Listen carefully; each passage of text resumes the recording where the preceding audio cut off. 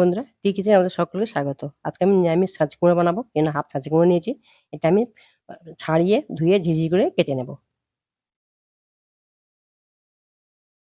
ছাঁচি কুমড়ো আমার কাটা হয়ে গেছে। কড়াইতে আমি অল্প একটু সরষের তেল দিয়েছি। এখানে দেবো ২ টো শুকনো লঙ্কা, একটু কালো জিরে। ভালো করে ভাজা হয়ে গেছে। এবার আমি দেবো গ্রেট করা আদা। আদার কাঁচা গন্ধ চলে গেছে। এবার আমি দিয়ে দেবো কুচানো ছাঁচি কুমড়ো। এটা আমি নাড়াচাড়া করে ভেজে নেব। এখানে দেব পরিমাণ মতো লবণ আর অল্প একটু হলুদ। আমি এখানে হলুদটা কম ব্যবহার করব।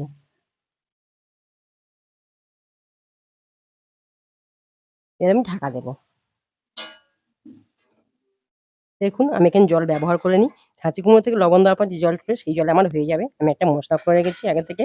সাদা সর্ষে, লাল সর্ষে, পোস্ত আর বাদাম। বাদামটা ভাজা বাদাম। আমার কাছে নারকেল নেই তাই হাতের কাছে, তাই বাদাম দিলাম। যদি আপনাদের হাতের কাছে নারকেল থাকে তাহলে নারকেলটা এর সঙ্গে বেটে দেবেন।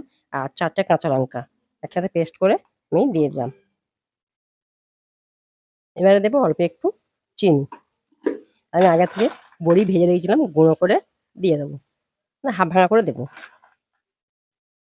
নাড়াচাড়া করে নামিয়ে নেব। আমার রেডি হয়ে গেছে।